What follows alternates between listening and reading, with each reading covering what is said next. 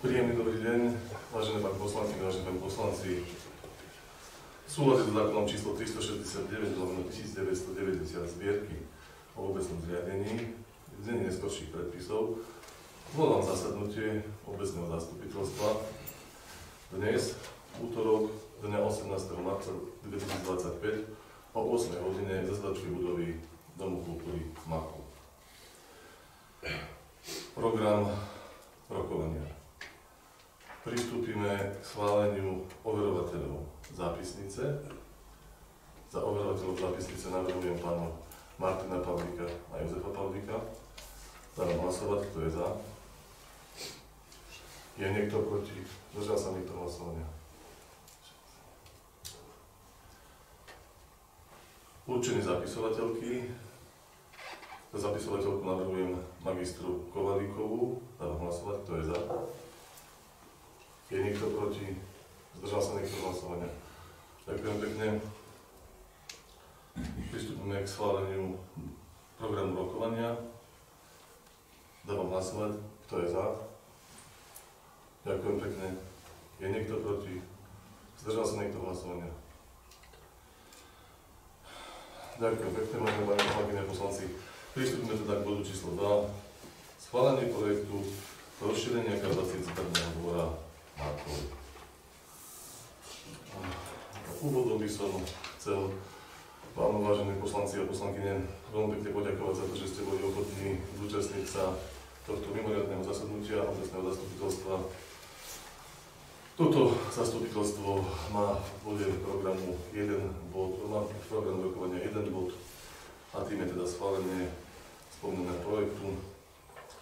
Chcem vás teda v krátkosti informovať o materiáli, ktorý vám bol doručený, a síce obec Makov rozhodnutím Ministerstva životného prostredia bola úspešná v projekte rozšírenia kapacít zberného dvora Makov, kde sme sa uchádzali s projektom vo výške 53 689 eur, pričom nám boli schválené prostriedky 49 394 eur. Zbytok bude v podstate spolúčasťou obce, čiže výška 4500 eur zhruba. Predmetom tejto výzvy je rozšírenie kapacít zberného dvora. Je to veľmi jednoduché. Máme zámer nakúpiť vážiaci systém do zberného dvora, kde sa jedná o nápravú váhu. Táto nápravová váha pozostáva z dvoch segmentov, na ktoré auto nacúva a vlastne váži sa náprava. Primárne teda by sa mali vážiť prívesné vozíky. Ďalej by sme mali nakúpiť 2 kontajnery na staré šatstvo, čiže na textil, a vlastne tým hlavným predmetom tejto výzvy je hákový nosič kontajnerov za traktor, čiže kvázi také šasy s hydraulickým hákom, a na tom je kontajner.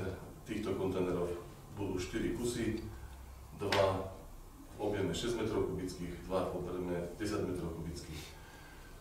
Tie v objeme 6 m3 sú primárne zamerané na drobný stavebný odpad, tie v objeme 10 m3 na nadrozmerný, respektíve objemný odpad. Primárne sa teda jedná o zvážanie týchto druhov odpadu z odľahlých lokalít, ktoré sú mimo zvozových trás, mimo bežných zvozových trás. Celou podstatou tohto projektu je teda zapracovať túto techniku do odpadového hospodárstva obce. Ja k tomu asi by som viacej už nerozprával, skôr by som mal predmet. Skôr by som dal priestor diskusii. Nech sa páči, rozprávam diskusii k tomuto bodu. Má niekto nejaké otázky? Možno také doplnenie, že schválenie teda 53 000 tie ceny prečítam bez DPH, lebo my pripravujeme prehľačko verejné obstarávania, ale schválenie to samozrejme z DPH je oprávnený náklad pre obec. Pre verejné obstarávanie, ktoré by na 10 DPH-čky, takže je to viac. Aj z DPH. Tak pekne ešte do vašej diskusie.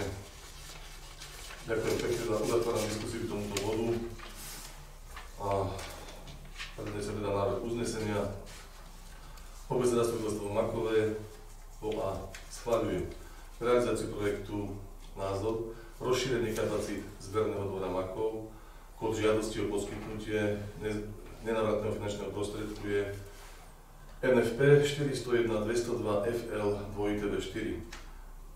Poveruje na podpis zmluvy o poskytnutí nenávratného finančného prostriedku inžiniera Stanislava Gašparíka ako štatutárny orgán žiadateľa a prijímateľa, je v súlade s pravidlami hospodárenia a nakladania s majetkom oprávnený na podpis zmluvy o poskytnutí nenávratného finančného prostriedku.